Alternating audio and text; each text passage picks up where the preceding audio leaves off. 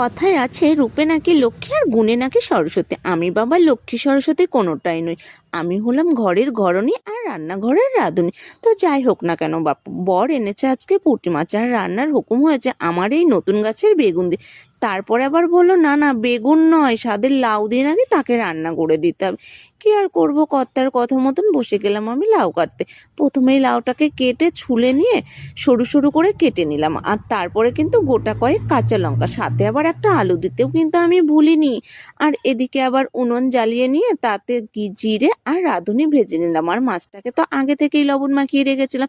এরপরে হলুদ মাখিয়ে নিয়ে কড়াই তাতিয়ে তাতে তেল দিয়ে তেলটাকে ভালো করে গরম করে মাছটাকে উল্টে পাল্টে সুন্দর করে ভেজে নিলাম। এবার তোমাদেরকে বলি, আমার চ্যানেলটা তো একদমই নতুন, তোমরা তো দেখতেই পাচ্ছ।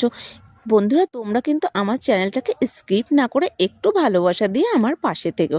এবার হ্যাঁ, ওই তেলের মধ্যে আর একটু তেল দিয়ে ফোড়নে আমি গোটা জিরে আর শুকনো লঙ্কা দিয়ে আলু দিয়ে দিলাম, আর সাথে দিয়েছিলাম লবণ আর হলুদ। আলুটাকে একটু ভাজা ভাজা করে নিয়ে তার মধ্যে আমি দিয়ে দিলাম কেটে রাখা লাউগুলো, আর সাথে চেরা কাঁচা লঙ্কা। লবণ দিয়ে সুন্দর করে নাড়াচাড়া করতে করতে ঢাকা চাপা দিয়ে লাউটাকে আমি মজিয়ে নিলাম।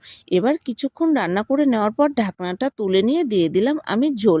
আর ঝোলটা যখনই ফুটে গেল তখনই কিন্তু আমি আগে থেকে ভেজে রাখা মাছগুলো আর সাথে জিরে ভাজাটা দিয়ে আরেকটু রান্না করে নিলাম। আর নামানোর আগে দিয়েছিলাম কিন্তু আমি ধনেপাতা।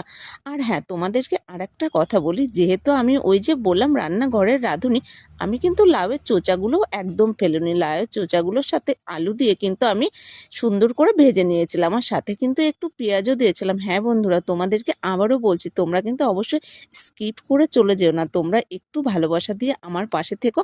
আর তোমাদের কেমন ভিডিও দেখতে ভালো লাগে অবশ্যই কিন্তু আমাকে কমেন্টে জানিও। চলো আজকের মতো রাধে রাধে, সবাই ভালো থেকো।